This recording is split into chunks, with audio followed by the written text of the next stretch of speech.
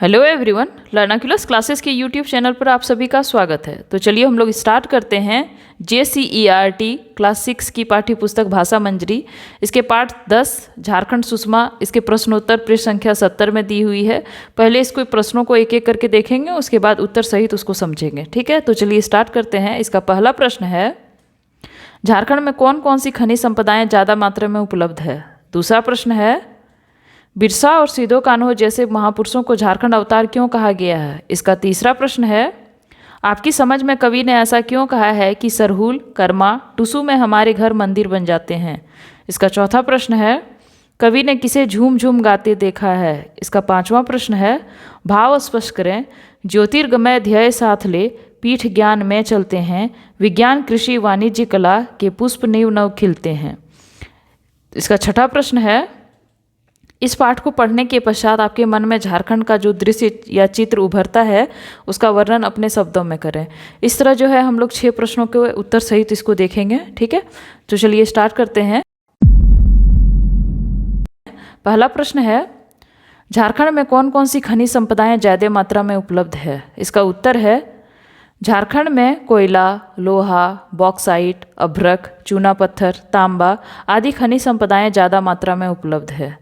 Next question है, बिरसा और सिदो कान्हो जैसे महापुरुषों को झारखंड अवतार क्यों कहा गया है। इसका उत्तर है, बिरसा और सिदो कान्हो जैसे महापुरुषों को झारखंड अवतार इसलिए कहा गया है कि इनके द्वारा ही वास्तव में झारखंड को पहचान प्रदान की गई थी।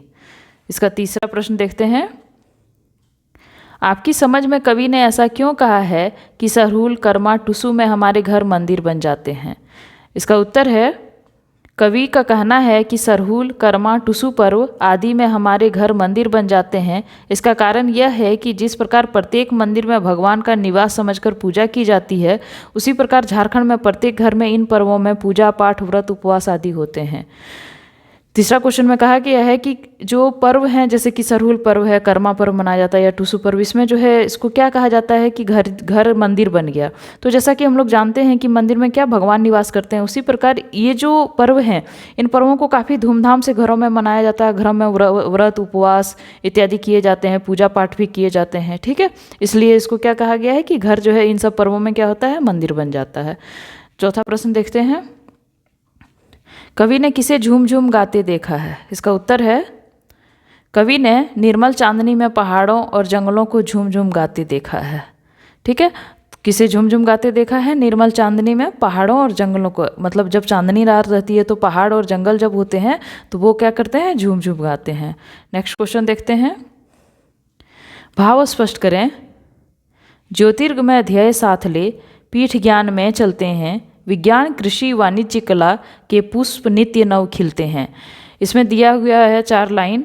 ये जो लाइन है, कहा गया है ज्योतिर्गमय ध्येय साथ ले, पीठ ज्ञान में चलते हैं, विज्ञान कृषि वाणिज्य कला के पुष्प नित्य खिलते हैं। तो ये जो लाइन है उसका क्या करना है कि इस लाइन का क्या कहा गया है, इसका भावार्थ क्या है उसको बताना है, मतलब भाव का अर्थ बताना है। ठीक है, तो देखते हैं उत्तर है इसका, प्रस्तुत पंक्तियों का भाव यह है कि ज्ञान का प्रकाश फैलाने के लक्ष्य के साथ विद्यालय और विद्यापीठ भी खुले हुए हैं, जिनमें विज्ञान, कृषि, वाणिज्य, कला के नए नए ज्ञान की खोज होते हैं।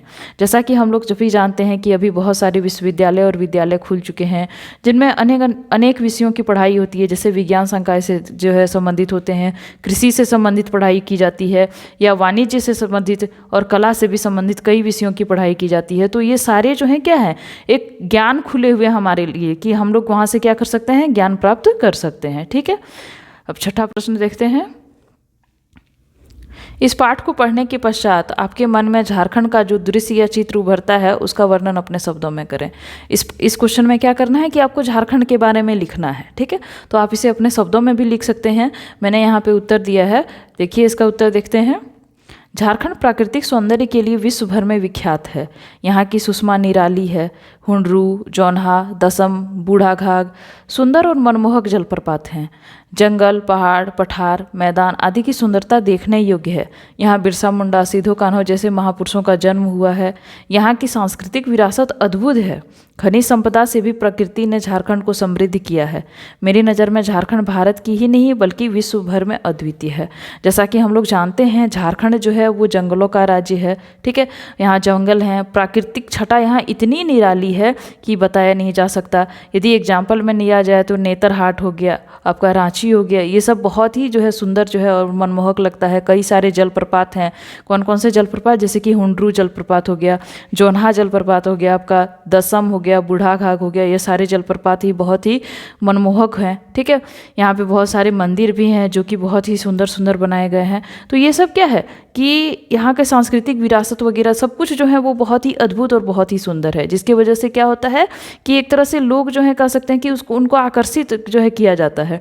बहुत सारे जो है देश विदेश के लोग भी यहाँ पे घूमने के लिए आते हैं। क्यों? क्योंकि यहाँ की जो है प्राकृतिक छटा बहुत ही सुंदर है, ठीक है। उन सबको देखने के लिए जो सांस्कृतिक विरासत कहा जाए, सांस्कृतिक विरासत में आपका क्या आ गया, मंदिर आ गया कुछ कुछ, जैसे कि एग्जाम्पल में दे सकते हैं पारसनाथ का जो है मंदिर है, ठीक है। फिर आपका बाबा बैद्यनाथ धाम है। ये सब मंदिर जो होता है वहाँ पे जो है देश विदेश से लोग जो आते हैं घूमने आते हैं।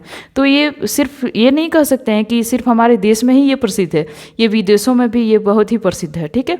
इसलिए झारखंड जो है सिर्फ हमारे देश में ही नहीं बल्कि विश्व भर में प्रसिद्ध है। तो इस तरह हम लोगों ने इस चैप्टर का जो है वो 6 क्वेश्चन आंसर कंप्लीट किया। उम्मीद है आप लोगों को पसंद आया होगा, ठीक है। इसको पॉज करके वीडियो क्या करिएगा, एक एक करके आप सारा क्वेश्चन आंसर लिख लीजिएगा। ये वीडियो यदि आपको पसंद आया हो तो लाइक शेयर सब्सक्राइब जरूर कीजिएगा। Thank you.